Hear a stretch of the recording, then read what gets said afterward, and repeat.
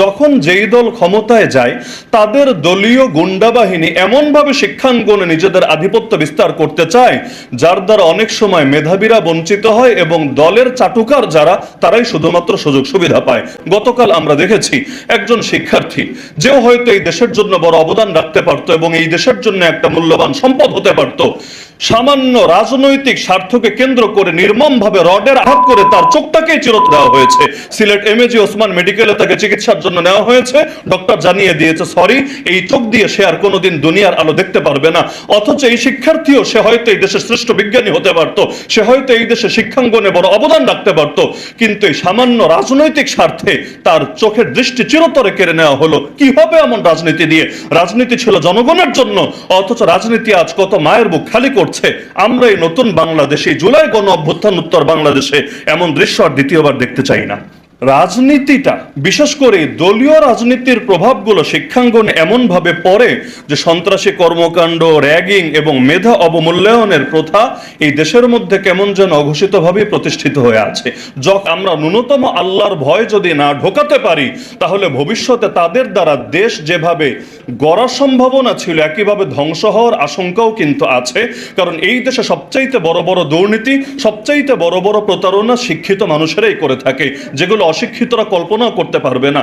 এজন্য শিক্ষার সঙ্গে সঙ্গে তার সততা, তার নৈতিকতা, তার ধর্মীয় মূল্যবোধ এগুলোও যাতে বৃদ্ধি পায় এদিকে নজর দেওয়া দরকার। এজন্য দরকার ছিল প্রতিটা লেভেলে যোগ্য, বিজ্ঞ, প্রাজ্ঞ আলেমদেরকেও শিক্ষক হিসাবে নিয়োজিত করে তাদের দ্বারা ধর্মীয় শিক্ষা এবং আল্লাহ ভিত্তিক শিক্ষাটাও এমনভাবে দেওয়া হবে যাতে করে যে যেই সেক্টরেই যাক না কেন তার দ্বারা দেশ ক্ষতিগ্রস্ত হবে না, জাতি ক্ষতিগ্রস্ত হবে না, তার দ্বারা এই একজন মানুষের একটা টাকাও কোনো ধরনের কোনো প্রতারণার শিকার হবে না।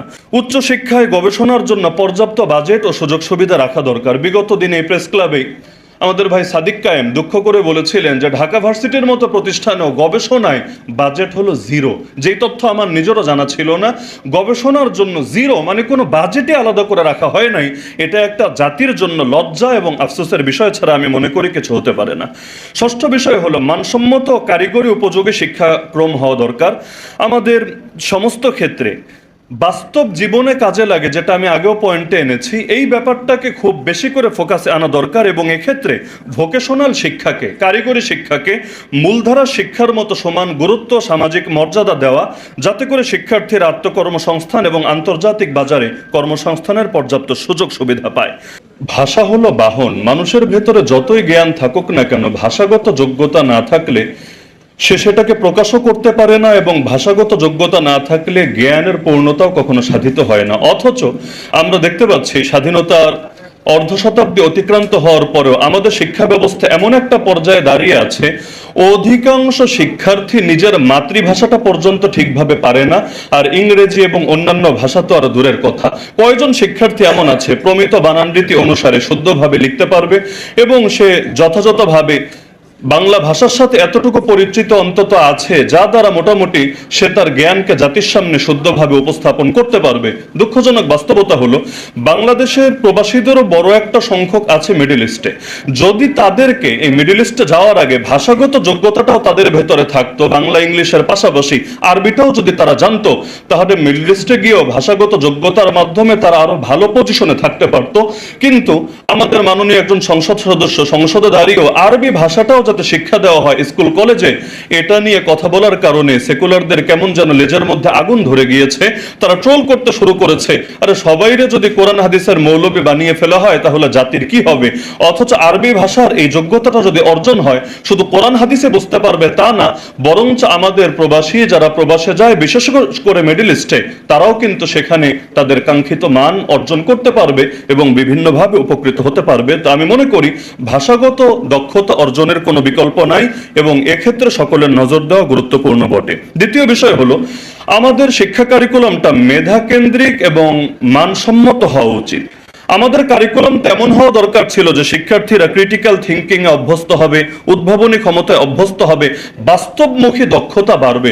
শুধুমাত্র তত্ত্ব শেখা না, আমি অনেক তত্ত্ব জানি, অনেক সংজ্ঞা মুখস্থ করেছি, কিন্তু বাস্তবতার সাথে এগুলো সম্পর্ক নাই এবং বাস্তবিক আমার কোনো দক্ষতাও নাই, তাহলে এত তত্ত্বের পসরা দিয়ে আমার কি হবে?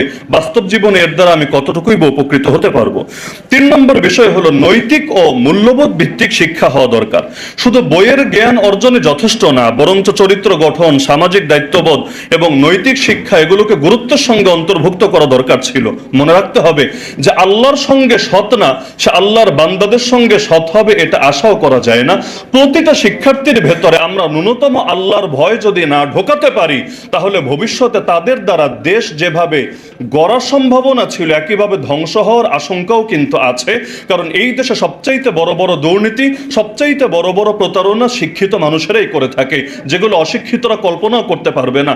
এজন্য শিক্ষার সঙ্গে সঙ্গে তার সততা, তার নৈতিকতা, তার ধর্মীয় মূল্যবোধ এগুলোও যাতে বৃদ্ধি পায়, এদিকে নজর দেওয়া দরকার। এজন্য দরকার ছিল প্রতিটা লেভেলে যোগ্য, বিজ্ঞ, প্রাজ্ঞ আলেমদেরকেও শিক্ষক হিসাবে নিয়োজিত করে তাদের দ্বারা ধর্মীয় শিক্ষা এবং আল্লাহ ভিত্তিক শিক্ষাটাও এমনভাবে দেওয়া হবে যাতে করে যে যেই সেক্টরেই যাক না কেন, তার দ্বারা দেশ ক্ষতিগ্রস্ত হবে না, জাতি ক্ষতিগ্রস্ত হবে না, তার দ্বারা একজন মানুষের একটা টাকাও কোনো ধরনের কোনো প্রতারণার শিকার হবে না। চতুর্থ বিষয় হলো প্রযুক্তি ও ভবিষ্যৎমুখী শিক্ষা। চতুর্থ শিল্প বিপ্লবের সঙ্গে আমরা যদি তাল মেলাতে চাই, তাহলে কোডিং বলেন, এআই বলেন, কৃত্রিম বুদ্ধিমত্তা এবং ডিজিটাল স্কিল এগুলো আমাদের শিক্ষাক্রমে অন্তর্ভুক্ত করা দরকার। না হলে যুগের সঙ্গে আমরা তাল মেলাতে পারবো না। পৃথিবী এগোতে থাকবে সামনের দিকে, আর আমরা আটকে থাকবো নির্দিষ্ট একটা গণ্ডির ভেতরে, যেটাই জাতির জন্য মোটেও কল্যাণ বয়ে আনবে না। পঞ্চম বিষয় হলো গবেষণা ও উদ্ভাবনে জোর দেওয়া দরকার। উচ্চশিক্ষায় গবেষণার জন্য পর্যাপ্ত বাজেট ও সুযোগ সুবিধা রাখা দরকার। বিগত দিনে প্রেস ক্লাবে আমাদের ভাই সাদিক কায়েম দুঃখ করে বলেছিলেন যে ঢাকা ভার্সিটির মতো প্রতিষ্ঠানেও গবেষণায় বাজেট হলো জিরো। যেই তথ্য আমার নিজেরও জানা ছিল না। গবেষণার জন্য জিরো মানে কোনো বাজেটে আলাদা করে রাখা হয় নাই। এটা একটা জাতির জন্য লজ্জা এবং আফসোসের বিষয় ছাড়া আমি মনে করি কিছু হতে পারে না। ষষ্ঠ বিষয় হলো মানসম্মত কারিগরি উপযোগী শিক্ষাক্রম হওয়া দরকার। আমাদের সমস্ত ক্ষেত্রে বাস্তব জীবনে কাজে লাগে, যেটা আমি আগেও পয়েন্টে এনেছি, এই ব্যাপারটাকে খুব বেশি করে ফোকাসে আনা দরকার এবং এক্ষেত্রে ভোকেশনাল শিক্ষাকে, কারিগরি শিক্ষাকে মূলধারা শিক্ষার মতো সমান গুরুত্ব, সামাজিক মর্যাদা দেওয়া, যাতে করে শিক্ষার্থীরা আত্মকর্মসংস্থান এবং আন্তর্জাতিক বাজারে কর্মসংস্থানের পর্যাপ্ত সুযোগ সুবিধা পায়।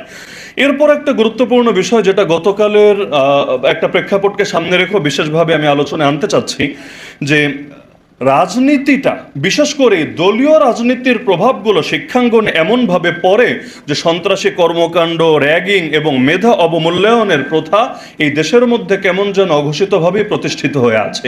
যখন যেই দল ক্ষমতায় যায়, তাদের দলীয় গুন্ডাবাহিনী এমনভাবে শিক্ষাঙ্গনে নিজেদের আধিপত্য বিস্তার করতে চায়, যার দ্বারা অনেক সময় মেধাবীরা বঞ্চিত হয় এবং দলের চাটুকার যারা, তারাই শুধুমাত্র সুযোগ সুবিধা পায়। গতকাল আমরা দেখেছি একজন শিক্ষার্থী, যেও হয়তো এই দেশের জন্য বড় অবদান রাখতে পারতো এবং এই দেশের জন্য একটা মূল্যবান সম্পদ হতে পারত, সামান্য রাজনৈতিক স্বার্থকে কেন্দ্র করে নির্মমভাবে রডের আঘাত করে তার চোখটাকেই চিরতরে নষ্ট করে দেওয়া হয়েছে। সিলেট এমএজি ওসমান মেডিকেলে তাকে চিকিৎসার জন্য নেওয়া হয়েছে। ডক্টর জানিয়ে দিয়েছে সরি, এই চোখ দিয়ে সে আর কোনোদিন দুনিয়ার আলো দেখতে পারবে না।